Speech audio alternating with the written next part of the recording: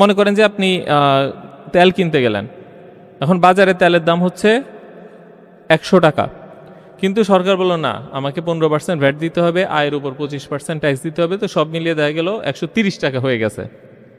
তো তেলের দাম যখন 130 টাকা হয়, তখন যে বিক্রেতা সে কি আগের সমান বিক্রি করতে পারে? আর যে ক্রেতা সে কি আগের সমান ভোগ করতে পারে? কিন্তু এই ট্যাক্সটা যদি না থাকতো, আপনি আরও কি বেশি ভোগ করতে পারতেন, বেশি কেনাকাটা করতে পারতেন, আর যে বিক্রেতা সে আরও বেশি বিক্রি করতে পারত, দুইজনেই লাভবান হতো। যখন আমি ট্যাক্স এবং ভ্যাটটা বসাই দিলাম, দুইজনেই হলো কি ক্ষতিগ্রস্ত। বুঝে গেল? এবং আমরা যদি ক্ষতিগ্রস্ত হই, অর্থনীতি কি আমাদের সকলের সমষ্টি, তাহলে অর্থনীতিও হবে কি এই টাকাটা সরকারের কাছে যায়, তো সরকার তো লাভবান হচ্ছে। আমি একটু ক্ষতিগ্রস্ত হলাম, বিক্রেতা একটু ক্ষতিগ্রস্ত হলো, সরকার তো লাভবান হচ্ছে। তাহলে এই লাভের টাকাটা যদি সরকার আমাদের জন্য খাটায়, তাহলে তো আমরাও লাভবান হলাম। সুতরাং কোনো ক্ষতি হলো না, উপকার ক্ষতি কাটাকাটি সব সমানে সমান, নাকি? এখানেই ভুলটা, না ঠিক না। চিন্তা করেন, আপনার যেই টাকাটা তুললো সেই টাকাটা কি আমরা ভোগ করতে পারি? কেন না? কারণ আমি ধরলাম যে দেশে কোনো দুর্নীতি নেই, তাহলে কি সমান হবে? যে ধরা যাক আমি একটা ইসলাম ব্যবস্থা আনলাম, এখানে সব মানুষ সাহাবি হয়ে গেছে, কিন্তু এই ব্যবস্থাটা চললো, তাহলে যদি 30,000 কোটি টাকা কর উঠে, 30,000 কোটি টাকা কি আমাদের জন্য ব্যয় করা হবে? না। কেন না? কারণ কর তুলতে কি আছে? খরচ। এরপরে আপনি যদি কর না দেন, আপনাকে পিটানোর জন্য আছে কি? পুলিশ। আপনাকে আদালতে নিয়ে রায় দেওয়ার জন্য আছে কে? জাজ। জাজের বেতন, পুলিশের বেতন, কর সংগ্রাহকের বেতন সব হবে কার টাকায়? তাদের অফিসের খরচ হবে কার টাকায়? গাড়ি খরচ, পেনশন। আচ্ছা, এই গেল একটা বিশাল খরচ। তারপরে এই টাকার পরে এই টাকাটা কিভাবে খরচ করা হবে সেটার জন্য লাগে কি? পরিকল্পনা মন্ত্রণালয়। তারপরে কি করতে হয়? ছাড়তে হয় টেন্ডার, তারপরে দিতে হয় বিজ্ঞপ্তি, এবং এই টাকাটা রাখার জন্য লাগে কি? ব্যাংক। এই সব কিছুর খরচ আপনার। তারপরে যেই অংশটা বাকি থাকে, শুধু সেই অংশ চাইলে সে খরচ করতে পারে, চাইলে সেই টাকা দিয়ে আপনাকে গুলিও করতে পারে, এবং চাইলে সেই টাকা দিয়ে আপনাকে জেলে বসিয়ে খাওয়াতেও পারে। আপনার টাকা কিভাবে ব্যয় হবে এই সিদ্ধান্ত কিন্তু আপনার হাতে আর নাই। এইভাবে করের মধ্যে দিয়ে, করের চক্রে আপনার টাকাতে আপনাকেই বানানো হয় রাষ্ট্রের গোলাম। যেই ব্যক্তি জেলে আছে সেই ব্যক্তির খাওয়ার পরার খরচ দিচ্ছে কে? আপনি। কিন্তু আপনার সন্তানের খরচটা হয়তো আপনি দিতে পারছেন না। এবং দেখা গেছে আমেরিকার ক্যালিফোর্নিয়াতে স্কুলের পিছে প্রতি বছর যেই খরচ হয় তার চেয়ে বেশি খরচ হয় জেলের পিছে। অর্থাৎ একটা জাতিকে শিক্ষিত করতে যেই টাকা ব্যয় হয় তার চেয়ে বেশি ব্যয় হয় সেই জাতিকে বন্দি করে রাখতে। ইসলামে কি জেল সিস্টেমে শাস্তি আছে? সব নগদে শেষ, না? তাহলে দেখেন, আমাদের এই যে অপচয়গুলা এবং আমাদের যে স্বৈরতন্ত্র, এই সব কিছুর মেশিনের তেল হিসেবে কাজ করে কি? ট্যাক্স। ট্যাক্স বন্ধ করে দেন, স্বৈরতন্ত্র পা ভেঙে পড়বে। ঠিক আছে? এখন আপনাদের প্রশ্ন হতে পারে, ট্যাক্স ছাড়া আমরা সরকারি সার্ভিস কিভাবে পাব? আপনারা স্কুল কলেজে পড়েছেন না? সরকারি হাসপাতালে যাচ্ছেন। এখন আপনাদেরকে যদি প্রশ্ন করা হয় কোথায় আমরা ভালো সার্ভিস পাই, সরকারি প্রতিষ্ঠানে নাকি বেসরকারি প্রতিষ্ঠানে? সবাই বললো বেসরকারি। তাহলে সরকারি প্রতিষ্ঠান থাকার দরকার কি? বন্ধ করে দেই। তারপরে এগুলা থাকা দরকার কেন? যদি আমি নিম্নমানের সার্ভিস পাই, তো পৃথিবীতে নিম্নমানের সার্ভিস থাকার কেন প্রয়োজন? বন্ধ করে দিব? থাকা প্রয়োজন, কারণ গরিব কই যাবে, নাকি? মানে আমরা তো এখানে ফ্রিতে চিকিৎসা দিচ্ছি, ফ্রিতে পড়াচ্ছি, গরিবের একটা উপকার হচ্ছে। আমি যদি বলি এটা বন্ধ করে, আপনাদের প্রশ্ন হচ্ছে গরিব কই যাবে? তাছাড়া তার কোনো সমস্যা নাই। আচ্ছা, এখন আমি প্রথমে আগে এইটা বলি যে সরকারি প্রতিষ্ঠানের তুলনায় বেসরকারি প্রতিষ্ঠানের সার্ভিস ভালো। এটা কি পৃথিবীর সব দেশেই? হ্যাঁ, সব দেশেই। কেন? কারণ সরকারের কোনো প্রতিদ্বন্দ্বী নাই। ধরা যাক আপনি সার্ভিস খারাপ দিলেন একটা প্রতিষ্ঠানে, কাস্টমার আসলো না, আপনি ব্যবসা লস হয়ে কি সমস্ত মূলধন শেষ। আপনি তো এখানে বাঁচা মরা লড়াই করতে হয় ব্যবসা প্রতিষ্ঠান হিসেবে। কিন্তু সরকারি প্রতিষ্ঠান যদি খারাপ সার্ভিস দেয়, তার কি মূলধন হারানোর কোনো ভয় আছে? আবার মনে করেন আপনি একজন খুব ভালো তরুণ উদ্যোক্তা, আপনার মাথায় খুব ভালো একটা আইডিয়া এসেছে, এটা দিয়ে আপনি চাইলে ভালো সার্ভিস দিয়ে একটা সুন্দর পণ্য উৎপাদন করে আপনি অনেক বড় ব্যবসা করতে পারেন। কিন্তু আপনি একটা সরকারি কর্মকর্তা, আপনি যদি ওই সার্ভিসটা দেন, প্রোডাক্ট আনেন, ব্যবসা করতে চান, তাহলে কিন্তু আপনি পারবেন না। ফলে আপনার যে উদ্ভাবনী চেতনা, আপনার যে সৃজনশীলতা, সেটা সরকারি প্রতিষ্ঠান কাজে লাগাতে পারে না, বরং সে চাকরি ছেড়ে নিজের ব্যবসা শুরু করে।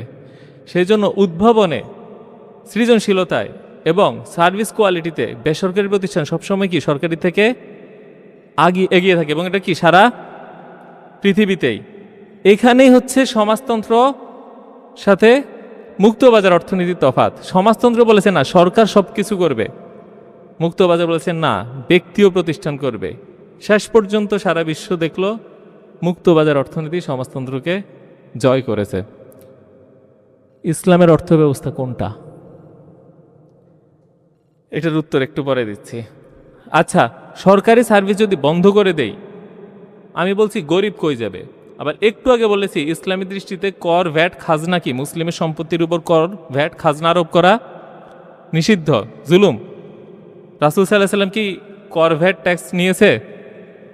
খাজনা তুলেছিল কি? জাকাত। জাকাত কার হক? হয়ে গেল সমাধান। গরিব কই যাবে? জাকাত নিবে। গরিব ভালো সার্ভিসই পাবে, টাকা নাই, নাও জাকাত। তাহলে এই যে বললাম একটু আগে সরকারি প্রতিষ্ঠানে এত ভর্তুকি দিচ্ছে, ঢাকা বিশ্ববিদ্যালয়ে প্রায় 100 কোটির উপরে, বুয়েটে, তারপরে মেরিটাইম ইউনিভার্সিটি, প্রত্যেকটি ইউনিভার্সিটিতে সর্বনিম্ন দেখেছি প্রায় জনপ্রতি 1.5 লক্ষ টাকা। এই পুরা খরচটা আমাদের দরকার নাই। কেউ যদি অসমর্থ হয় তাকে কি করব? বৃত্তি দিব জাকাতের টাকা দিয়ে। হয়ে গেছে সমাধান। তাহলে আমরা যদি ইসলামকে চাই, তাহলে আমরা কি বলতে পারি? সরকার নিজে ব্যবসা করবে এই চিন্তাটা বাদ দিয়ে ব্যক্তির হাতে তুলে দাও, আর কোনো ব্যক্তি যদি দরিদ্র হয় তার হাতে জাকাত তুলে দাও, আর আমাদের সম্পত্তির উপর কোনো কর নিও না। এটা কি বর্তমানে চাইলে পারি না? বর্তমানে যদি আমি এটা করি, আজকে যদি এটা করি, আগামীকালকে থেকে আপনারা আরো ভালো সার্ভিস পাবেন। যে দরিদ্র সে সরকারিতে হাসপাতালে না গিয়ে আরো ভালো জায়গায় যাবে, জাকাত পাবে। তাহলে দরিদ্র মানুষ কি আরো ভালো সার্ভিস পাবে। যে ধনী সে কি খুশি হবে? কেন খুশি হবে না? তার তো করেই নাই। কর কত পার্সেন্ট? 32%। আর জাকাত কত পার্সেন্ট? ধনী কেন খুশি হবে না? ধনীও খুশি, গরিবও খুশি, মধ্যবিত্ত কি খুশি না? কেন না? আপনি তো আয় করবেন বেশি, কর দিতে হবে না, আর আপনার ব্যয় হবে কম, জিনিসপত্রের দাম কমে যাবে, তা আপনি খুশি না? সবাই তো খুশি। এইটাই তো ইসলাম। এটা মানুষকে বুঝান। বলার দরকার নেই তো গলা কাটতে হবে, হাত কাটতে হবে, পা কাটতে হবে। আপনি জাস্ট বুঝান, আপনার জীবন আরো সুন্দর হয়ে গেছে। তো শেষ। কনভিন্স না হতে কোনো কারণ নাই। কোরআনের আয়াতে কি আছে সুদ নিয়ে? দেখেন, এতক্ষণ কিন্তু সুদের আলোচনাই আনি নাই, তারপরে আপনারা খুশি। আর একটু খুশি করি নাকি? এবার ব্যবসায়ীদেরকে আরো খুশি করি। ব্যবসায়ী বলে আচ্ছা ঠিক আছে, 32,000 2.5% করলেন, আর একটু খুশি করা যায় না? অবশ্যই যায়। কোরআনে যখন সুদের আয়াত নাজিল হয়েছে, কোরআনে কি বলা আছে? তোমরা আর সুদ নিও না, অতীতে যা নিছো তা তো নিছই, এখন থেকে ঋণের উপর আর সুদ নিও না, বরং যে মূলধনটা আছে সেইটাই শুধু ফেরত নাও। তাহলে ব্যবসায়ীদেরকে কি বলবো? যত ঋণ আছে তার উপর আজকে থেকে আর কোনো সুদ নাই। ব্যবসা করেন কি? হাত তোলেন। কলিজা ঠান্ডা হয়ে যাচ্ছে নাকি? আজকে থেকে আর কোনো সুদ নাই। তুমি কিস্তিতে ঋণ পরিশোধ করে দাও, অথবা তুমি যদি বলো কি যে না আমার হাতে টাকা নাই, ব্যাংকে বলো আপনি বিজনেস পার্টনার হয়ে যান, ব্যাংক হয়ে যাবে নিজেই ব্যবসায়ী, সমাজে কোনো সুদই তো থাকবে না। বাহ, সুদমুক্ত সমাজ। ব্যবসায়ীদের আর কি সুদের নেশা, সুদের চাপ নিতেই লাগবে না, আরামে ব্যবসা করো। আরেকটু খুশি করতে হয় নাকি? আরও খুশি করবেন? আচ্ছা ঠিক আছে, আরও খুশি করি। দেখেন, সরকার যদি ব্যবসায়ী হয়, আমরা কি কোনো ব্যবসা করতে পারবো? যেমন কমিউনিজমে, সমাজতন্ত্রে সরকার বলল সকল হাসপাতাল আমার, সকল শিক্ষা প্রতিষ্ঠান আমার, সকল স্টিল ফ্যাক্টরি আমার, সকল গাড়ির ফ্যাক্টরি আমার। তো আমরা কি করব? সবাই চাকরি। আমরা সবাই কি করব? তো আমাদের বেতন হইতে পারে, আয় হইতে পারে সর্বোচ্চ কত? মাসে 1.5 লাখ টাকা। এটা আমাদের কি লিমিট? কিন্তু যদি বলে গাড়ির factory, steel factory, school, college, হাসপাতাল সব কিছুই তোমাদের হাতে দিলাম, আমরা প্রত্যেকটা খাতে কি করতে পারবো? ব্যবসা করতে পারবো। আমরা চিনির কল কি সরকারের হবে নাকি আমাদের? আমরা কি হবে? উদ্যোক্তা তৈরি হবে। পাটকল কি হবে? সরকারের নাকি আমাদের? তেলের ইম্পোর্টার কে হবে? সরকার নাকি আমরা? এতগুলা ব্যবসা করে ব্যবসার লাভটা পাবে কে? ব্যবসার ক্ষেত্র কি হবে? আরো নতুন নতুন ব্যবসার ক্ষেত্র উন্মুক্ত হবে। আমরা সবাই ব্যবসা করে অর্থনৈতিকভাবে সমৃদ্ধ হইতে পারবো। তাহলে আপনি বলেন, সমাজতন্ত্র আমাদেরকে অর্থনৈতিক সমৃদ্ধ হওয়ার সুযোগ বেশি দেয় নাকি ইসলাম? পুঁজিবাদের প্রতি মানুষের আকর্ষণটা কোন জায়গায় জানেন? সমাজতন্ত্র মানুষকে ধনী হওয়ার কোনো সুযোগ দেয় না। পুঁজিবাদ এসে বলল তুমি তোমার ব্যবসা নিজে করো। ইসলাম ঠিক একই কথাই বলেছে। তাহলে কয়ভাবে খুশি করলাম? ব্যবসা ক্ষেত্র অবারিত সুযোগ, ট্যাক্স, ভ্যাট, খাজনা, সুদ, সব ব্যবসায়ী খুশি। এবার কর্মচারীদের খুশি করি। কর্মচারীদের আয়কর, দোকানে জিনিসপত্র কিনতে গেলে ভ্যাট। গরিবের যদি পকেটে টাকা না থাকে, আলহামদুলিল্লাহ সবাই খুশি। তাহলে আর ইসলাম আসছে না কেন? অর্থব্যবস্থা তো আসা উচিত। হ্যাঁ, সরকারের কি হবে? রাস্তাঘাট কিভাবে তৈরি হবে? পোর্ট কে নির্মাণ করবে? এয়ারপোর্ট কে নির্মাণ করবে? এই প্রশ্নগুলো এখন হচ্ছে কি যে প্রশ্ন, সুদখোররা কেমনে চলবে? সুদখোরে চিন্তা করতে লাগবে না, সুদখোর ব্যবসায়ী হয়ে যাবে। আপনি ইসলামী আইন দিলেন না, ইসলামী সমাজ দিলেন না, জাকাত দিলেন না, আর একজনকে বললে সুদখোর, তোমাকে শেষ করতে চাই, না এটা হয় না। আপনাদেরকে একটা গল্প বলি। আমার সাইকেল একবার চুরি হয়ে যায়। চুরি হয়ে যাওয়ার পর আমার খুব মন খারাপ। তার কিছুদিন পর আরেকটা সাইকেল চোরকে ধরা পড়ে। মানে আমার লাইব্রেরিতে পড়তাম, সাইকেল চোর ধরা পড়ে। তো তখন মানুষ ইচ্ছা মতন তারে পিটলো, কিন্তু আমার মনে হচ্ছে যেন আরও একটু বেশি শাস্তি দিলে ভালো হতো, কারণ আমার তো মনে ক্ষোভ। কিন্তু অনেকের মনে কষ্ট যে এইভাবে মানুষকে পিটানো, এটা তো একটা মানে পশুর মতন কাজ। যাই হোক, তো আমাকে বললো আপনি হলে কি করতেন? আমি বললাম আমি তো হাত কেটে দিতাম, ওইটাই ন্যায় বিচার। আমাকে কয়েকবার বুঝালো না এটা ঠিক হচ্ছে না, আপনার কথাটা যাচ্ছে না। আমি বারবার বলছি না ওইটাই ঠিক আছে, ওইটাই ঠিক আছে। তারপরে সে যখন বুঝালো, আমি বললাম ও, আমি আবার ভুল স্বীকার করতে পারি, আলহামদুলিল্লাহ। বললাম না, আমার ভুল ছিল। ভুলটা ছিল কোথায়? আমি বলেছি হাত কাটতে হবে। আমার এই সমাজের মধ্যে সাইকেল চুরি করতে, কিন্তু এই সমাজে কি জাকাত আছে? এই সমাজে তো সুদ আছে, আছে। এই সমাজে দুর্নীতি রন্ধ্রে রন্ধ্রে।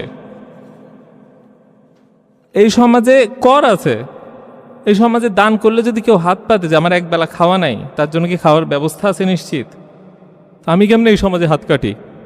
আগে তো আমাকে জাকাত আনতে হবে, আগে তো আমাকে সুদ বন্ধ করতে হবে, আগে তো আমাকে দুর্নীতি কমাইতে হবে, পুরো তো বন্ধ না করতে পারে, আগে তো আমাকে কর ব্যবস্থা সংস্কার করতে হবে, আগে তো আমাকে তার খাওয়ার পরার নিশ্চয়তা দিতে হবে। তারপরে আমি বললাম যে তারপরে কেন চুরি করলে এবার হাত কাটবো? আমি কিচ্ছু করলাম না, খালি হাত কাটতে পারলেই খুশি। দিস ইজ নট ইসলাম। কাটার নেশে ইসলাম হইতে পারে না যদি আমি তাকে নিশ্চয়তা এবং তাকে যে ইসলাম ব্যবস্থা ওইটা দিতে পারি। রাসূল সাল্লাল্লাহু আলাইহি ওয়াসাল্লাম মাক্কি জীবনে কিন্তু হাত কাটে নাই, তাই না? হাত কাটার আয়াত কি মাদানী যুগে আসছে নাকি মাক্কি? বুঝেছেন? আচ্ছা, শেষে করের বিকল্প কি এটা নিয়ে, আচ্ছা সময় আছে, সমস্যা নেই। আচ্ছা, করের বিকল্প নিয়ে আলাপ করি। ইসলামের একটা সরকার আয়ের খাত কি? খেয়াল করেন, জাকাত কি সরকারের আয়ের খাত? বাহ, কত সুন্দর, এত মানুষ জানে। অনেকে তো বলে জাকাতের টাকা দিয়ে রাস্তা বানায় ফেলবো। না, জাকাত কি সরকারের অধিকার? জাকাত কার অধিকার? সরকারের কাজ কি তাহলে জাকাত নিয়ে? সরকারের কাজ নিশ্চিত করা, গরিব তার হক বুঝে পাচ্ছে। রাষ্ট্রের কাজ কিন্তু হক নিশ্চিত করা। এবং এই যে আমি বললাম যে প্রাইভেট সেক্টরের হাতে আপনার ইয়েগুলো চলে যাবে, ব্যবসাগুলো যাবে, তারা যদি আমাদেরকে জিম্মি করে তাহলে বাজার যেন উন্মুক্ত থাকে এবং কাস্টমার যেন ক্ষতিগ্রস্ত না হয়। কাস্টমারের হক নিশ্চিত করার দায়িত্ব কার? সরকারের। জাকাত নিশ্চিত করার দায়িত্ব কার? সুদ বন্ধ করার দায়িত্ব কার? সরকারের কাজ কিন্তু ব্যবসা করা না। সরকারের কাজ কি নিশ্চিত করা? হক। হকটা নিশ্চিত করে তার কাজ। কোনো রাজা দেখবেন না যে ব্যবসা করতেছে, যে রাজাও মিষ্টির দোকান দিয়ে মানে মিষ্টির দোকানে সে কম্পিট করতেছে, না, এটা হয় না। এইখানেই হচ্ছে কি যে আমাদের ব্যবস্থা, এই জিনিসটা কি মনে থাকবে? তাহলে আপনি বলতে পারেন যে সরকার কিভাবে চলবে? সরকারের আয়ের খাত কি ইসলামে? ইসলামে সরকারের আয়ের খাতগুলো কি আপনারা জানেন? আচ্ছা, আপনি যদি মুসলিম না হন সেই ক্ষেত্রে কি আপনি জাকাত দিবেন? তাহলে তো অমুসলিম হইলে ভালো। মানে সবাই বলবে মুসলিম হয়ে ব্যবসা করতে পারি, অমুসলিম হয়ে ব্যবসা করতে পারি, মুসলিম হইলেও সুদ নেই, অমুসলিম হইলেও সুদ নাই, কিন্তু মুসলিম হলে জাকাত আছে, অমুসলিম হলে জাকাত নেই, আমি সবাই অমুসলিম হয়ে যাব। এই জন্যে আছে কি অমুসলিমের উপর আরেক ধরনের কর। কি কি? জিজিয়া আর একজন বলছে খারাজ। জিজিয়া কি? মাথা পিছু কর। মাথা পিছু কর, ট্যাক্স তো অবশ্যই মাথা পিছু কর। ধরা যাক এখানে হচ্ছে কি যে 500 জন, তো জন প্রতি যতজন ব্যক্তি ততজনের কর, এটা হচ্ছে কি জিজিয়া।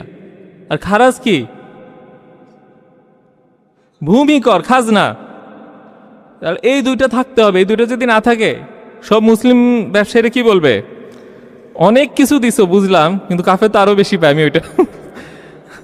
সুতরাং এই দুইটার মধ্যে দিয়ে কি যেই করটা উঠে সেইটা কিন্তু আবার দরিদ্রের হক না। রাষ্ট্র চাইলে সেইটা দিয়ে কি অন্যান্য ব্যবস্থা করতে পারে। তাহলে কি বোঝা গেল রাষ্ট্রের আয়ের একটা খাত। আরেকটা খাত কি? খনিজ সম্পদ। খনিজ সম্পদের একটা অংশ কি রাষ্ট্র রাখতে পারে, তাই তো? এবার রাষ্ট্রের নিজস্ব খাস সম্পদ যেটা, সেটার আয় কি কে পাবে? আপনি, আমি? কে পাবে? রাষ্ট্র। সেটা দিয়ে কি হবে? রাষ্ট্রীয় ব্যয় হবে। আরেকটা খাত যে আপনি বলতে পারেন আচ্ছা ধরা যাক একটা দেশে সবাই মুসলিম হয়ে গেল, জিজিয়ার খারাজ তো বন্ধ হয়ে গেল, তারা কি করবে? তারা এক্সপানশন করবে, নতুন জায়গা দখল করবে, আর ওখানে যুদ্ধের মধ্যে দিয়ে যে মাল আসে সেই মালের একটা অংশ রাষ্ট্র রাখবে, আর নতুন এলাকা দিয়ে দখল করবে সেই এলাকার মধ্যে যারা কাফের থাকবে তারা জিজিয়ার খারাজ দিবে। সুতরাং ইসলামী রাষ্ট্রকে চালাইতে হলে সেটাকে এক্সপান্ডিং হইতে হবে। আপনি যদি নিজে না ছড়ান অন্যই আপনার উপর ছড়াবে। পৃথিবীটা তো এমন যে আপনারা সবাই বলবেন আমি মারবো, আর আমি বলবো আমি শান্ত থাকবো, আমি মারা যাব। নিয়ম হচ্ছে দুইজনের লড়াইটা চলবে, লড়াইয়ের মধ্যে যে জিতে তার দিকে পৃথিবী ঝুঁকবে, তাই না? রাসূল সাল্লাল্লাহু আলাইহি ওয়াসাল্লাম কিন্তু মক্কা জয়ের পর বলেন নাই এবার আমি শান্তি চাই, পৃথিবীর সব যুদ্ধ বন্ধ, শেষ, আমরা এতটুকুর মধ্যেই শান্তিকে বসে থাকি। উনি কিন্তু ছড়াইছে, পরে সাহাবীরাও ছড়াইছে। এইটার মধ্যে দিয়ে কি আমাদের নতুন আয় নিশ্চিত হবে, ঠিক আছে? এখন এই আয়টা দিয়ে কি সমস্ত উন্নয়ন সম্ভব না? বর্তমানে যেহেতু বেশি টাকা তোলে, আমরা কিন্তু অত বেশি টাকা তখনও পাবো না। সেই জন্য আমরা কি করব? রাষ্ট্রীয় খাতগুলা বেসরকারীকরণ করব। বুঝে গেছে? বেসরকারীকরণের উপায় ফলাফলে কি কি উপকৃত হব? একটা হচ্ছে আমরা সবাই ব্যবসা করতে পারবো, আর আরেকটা হচ্ছে অপচয় কম হবে। কেন? কারণ আমি যে বললাম এই খাজনাটা তুলে খরচ করতে বাজনাতে কি বিশাল অংশ ব্যয় হয়ে যায়, এবং আপনার টাকা দিয়ে আপনার উপর ক্ষমতা বিস্তার লাভ হয়। তাহলে আমরা যদি নিজেরা নিজেদের সমাধানগুলো করতে পারি তাহলে কি হয়? উপকৃত কে হয় সবচেয়ে বেশি? আমরাই। এখন এইখানে ডিটেলে এই মুহূর্তে যাব না, বরং আমি জাকাত কত শক্তিশালী একটা মাধ্যম সেটা বলে আলোচনা শেষ করব। আপনারা চিন্তা করেন, বর্তমানে আমরা পৃথিবীতে যে আলোচনাগুলো দেখি কল্যাণ অর্থনীতি, হ্যাঁ আমি কিন্তু সমাজতন্ত্র বুঝি বা দুইটাই কাভার করেছি। এখন আমি কল্যাণ অর্থনীতির দিকে একটু যাব। কল্যাণ অর্থনীতি কি? বর্তমানে অনেক ইসলামী দল কল্যাণ অর্থনীতি নিয়ে কথা বলছে। আচ্ছা, কল্যাণ অর্থনীতি নিয়ে কথা বলছে কেমন? হ্যাঁ আচ্ছা, আপনার আজকে অনেক আলোচনা শুনলেন, আলোচনা শুনতে ঝিমানি আসছে, বোরিং লাগছে? বাবা, আমি তো ভয় পেয়ে যাচ্ছি। আচ্ছা ঠিক আছে, কল্যাণ অর্থনীতিটা কি? বর্তমানে কিন্তু দেখবেন যে বর্তমানে ইসলামী দলগুলো কিন্তু কল্যাণ অর্থনীতি নিয়ে কথা বলছে। হ্যাঁ, অন্য রাজনীতি পৃথিবীতে কল্যাণ অর্থনীতি চলছে। কল্যাণ অর্থনীতি কি? আমরা কি ওটা চাই? ইসলাম কি কল্যাণ অর্থনীতি? কেন না? আচ্ছা, কল্যাণ অর্থনীতি কি ওইটা আগে জানি। হ্যাঁ না কেন, ওইটার উত্তর আমি শিখব। কল্যাণ অর্থনীতি হচ্ছে ধনীদের উপর কর আরোপ করে দরিদ্রদের জন্য বিস্তৃত সুযোগ সুবিধা নিশ্চিত করা। যেমন আমি যেখানে পড়াশোনা করেছি নরওয়ে, সেখানে কি কল্যাণ অর্থনীতি আছে, যেখানে করের হার বাংলাদেশের চেয়ে আরও বেশি এবং দরিদ্রদের জন্য সুযোগ সুবিধা আরও বেশি। কিন্তু কল্যাণ অর্থনীতির মূল যে লক্ষ্য সেটা হচ্ছে কি সম্পদের বৈষম্য নিরসন এবং ধনী দরিদ্রের মধ্যে কি বৈষম্য নিরসন করে কি ক্ষুধামুক্ত একটা বিশ্ব দেওয়া, দারিদ্র্যমুক্ত একটা বিশ্ব দেওয়া। সেই কাজটাই ইসলাম করেছে, কিন্তু করের মধ্যে দিয়ে না, করের মধ্যে দিয়ে যে অপচয় হয় সেটার মধ্যে দিয়ে না, বরং জাকাতের মধ্যে দিয়ে। এবং দারিদ্র্য সৃষ্টি এবং বৈষম্যের ইঞ্জিন কি? দেখেন, এই ধরনের আলোচনা মসজিদে গত 10 বছরে আমি শুনি নাই। সেই জন্য আপনারাও অবাক হচ্ছেন যে বৈষম্য তৈরির এবং দারিদ্র্য তৈরির ইঞ্জিন কি? অর্থনীতির মধ্যে যদি কোনো কিছু থাকে, মেশিন যেটা দারিদ্র্য তৈরি করে, ধনী দরিদ্রের বৈষম্য বৃদ্ধি করে, সেটা কি? সুদ। সুদ। জাকাতের উল্টা হচ্ছে সুদ। কেন? জাকাত হচ্ছে আমার যেহেতু সম্পদ আছে সেখান থেকে একটা অংশ গরিবকে দিতে হবে। জাকাত অস্বীকারী কি? আমার যা সম্পদ আছে তা আমি নিজের কাছে রেখে দিব। আর সুদ হচ্ছে কি? আমার যেহেতু সম্পদ আছে তুমি আমাকে আরো সম্পদ বাড়াই দিতে থাকবা। জাকাতের বিপরীত শব্দ কি? জাকাত ধনী দরিদ্রের বৈষম্য কমায়, আর সুদ এই তো। এখন কল্যাণ অর্থনীতির সমস্যা হচ্ছে সে ধনী দরিদ্রের বৈষম্যের ইঞ্জিনটা চালু রেখেছে, এবার বলছে ধনীকে ট্যাক্স দিয়ে গরিবকে দাও। দুইভাবে জুলুম হচ্ছে। এখন ইসলাম কিভাবে কল্যাণ নিশ্চিত করবে? দেখেন একটা জিনিস, কল্যাণ অর্থনীতি যে ইয়েটা, যে আমরা কি ক্ষুধামুক্ত একটা বিশ্ব পাবো, দারিদ্র মুক্ত পাবো। এই যে জাকাত, জাকাত কি শুধু স্বর্ণগয়নার উপরে? কিসের উপরে? সোনা গয়না আর টাকা, ফসল, ব্যবসা সম্পত্তি। কোন সম্পত্তি? তরল সম্পত্তি, যেটা কেনা বেচা হচ্ছে, স্থায়ী সম্পত্তি না আবার। হ্যাঁ, তাহলে চিন্তা করেন, আমি যদি দেখি ফসলের উপর জাকাত কত শতাংশ? 10 অথবা 5। আপনি যদি নিজে ইয়ে করেন, বৃষ্টির পানিতে করেন, তাহলে 10%, নিজে সেচ দিলে 5%। আচ্ছা, এখন বাংলাদেশে মোট কি পরিমাণ ফসল উৎপন্ন হয় জানেন আপনারা? বাংলাদেশে শুধুমাত্র চাল, গম ও ভুট্টা 467 লক্ষ মেট্রিক টন উৎপন্ন হয়। এর মধ্যে অর্ধেক সম্পত্তি যদি আমি ধরি জাকাতযোগ্য, তার 5% হয় 11.7 লক্ষ টন। শুধু চাল, গম আর ভুট্টা, এতে কি জাকাতে চলে যাবে? এখন আপনি সারা সপ্তাহে কয় কেজি চাল খান? 2 কেজি। আচ্ছা ধরলাম 2 কেজি, তাহলে 1 বছরে আপনার চাল লাগে প্রায় 100 কেজি। তাহলে 1 টন চাল লাগে কত? 10 জন ব্যক্তির। আর 11.7 লক্ষ টন চাল যাবে কত? 1.25 কোটি পূর্ণবয়স্ক মানুষ। ক্ষুধা বলে কিছু থাকবে? এইটাই তো ক্ষুধামুক্ত বিশ্বের সলিউশন। আচ্ছা, এটা শুধু চাল গেল। এবার আমরা কি কাপড়, বাংলাদেশে RMG এক্সপোর্ট কত জানেন? $42.6 বিলিয়ন। এর 10 ভাগের 1 ভাগ যদি আমি বলি ইনভেন্টরিতে বা গুদামজাত হয়, 10 ভাগের 1 ভাগ, তাহলেও আমরা দেখলাম 1215 কোটি টাকার জাকাত আসে। এখন একটা কাপড়ের দাম যদি 200 টাকা হয়, আমার 6 কোটি পিস কাপড় হয়, অর্থাৎ 2 কোটি মানুষকে 3টা কাপড় 1 বছরে আমি দিতে পারবো। এই পরিমাণ জাকাত হয়তো বাংলাদেশের আছে। একটা মানুষকে পুরান জামা পরবে রাস্তায়? সুযোগ তো নাই। প্রতি বছর 3টা জামা চলে আসছে। 2 কোটি মানুষের লাগবেও না তার চেয়ে বেশি মানুষ নিজে কাপড় আরও কিনতে পারবে, তাই না? এবং একইভাবে চিন্তা করেন বাংলাদেশের ব্যাংকগুলোতে কত টাকা আছে। শুধুমাত্র ইসলামী ব্যাংকে ডিপোজিট হচ্ছে 1,00,000 কোটি টাকা। এখন ওইটা 40%, যদি আমি জাকাত দেই, আর বাংলাদেশে কতগুলো স্বর্ণ গয়না আছে তার 40%, যদি জাকাত দেই, এটাই তো দারিদ্র্যমুক্ত বিশ্ব। ক্ষুধামুক্ত বিশ্ব পেলাম, দারিদ্র্যমুক্ত বিশ্ব পেলাম। কিসের মধ্যে দিয়ে? তাহলে ইসলাম আমাদের কি দিল? ব্যবসা বরকত, আয় রোজগার বৃদ্ধি, ব্যয় হ্রাস, এবং কি ব্যবসার মধ্যে দিয়ে হবে কি কর্মসংস্থান বৃদ্ধি, বেকারত্ব হ্রাস, এবং জাকাতের মধ্যে দিয়ে দারিদ্র হ্রাস, ক্ষুধামুক্ত বিশ্ব, আর সুদ বন্ধ করে বৈষম্যহীন সমাজ। This is positive thing. এটাই ইসলাম। ইসলামের দাওয়াত এইভাবে আসবে। এই জিনিসগুলো শিখবেন এবং ছড়াবেন। আপনাদের জন্য কষ্ট করে শিখালাম, এজন্য আপনাদের উপর দায়িত্ব আছে। দায়িত্বটা কি? ছড়ানো। ছড়ানোর জন্য নিজেকে কি করতে হবে? ভালো করে। আপনাদের উপর দায়িত্ব কিন্তু বিনা অনুমতিতে দিয়ে দিলাম, এই জ্ঞান ছড়াইতে হবে। ছড়াবেন। নিজের মনে নিজেকে বলেন, আমাকে বলতে হবে না। এইটা ভালো করে শিখবেন এবং ছড়াবেন। এবং এইভাবে যখন একটা সুন্দর সমাজ নির্মাণ করতে পারবেন, তখন নিজের দেশের মানুষই আপনার পক্ষে লড়াই করতে পিছিয়ে দাঁড়ায় যাবে, এবং বাহিরের দেশের মানুষ বলবে আমি ওর মতন হইতে চাই, আমার ওইটা লাগবে। আজকে আমরা ইউরোপ আমেরিকায় সাগর পথে পাড়ি দেই কেন? কারণ ওখানে দারিদ্র কম, ওখানে ক্ষুধা কম, ওখানে ভাত কাপড়ের নিশ্চয়তা আছে। সেজন্য আমরা ইসলামে থাকতে চাই না তো, আমাদের তো ওইটাই স্বপ্ন। আপনি এইটা করেন, উল্টাই দেন, ওদের স্বপ্ন হয়ে যাবে এইটা। কারণ ওরা যা পারেন আমরা তাই পারছি। এই জিনিসটা নিয়ে আমরা আলোচনা করতে চাই মসজিদে, আলোচনা সবাই, এবং দেখবেন এইটার মধ্যেই ইনশাল্লাহ ইসলামের একটা সুন্দর দাওয়াত মানুষের কাছে পৌঁছে যাবে। আপনি আমার জন্য দোয়া করবেন।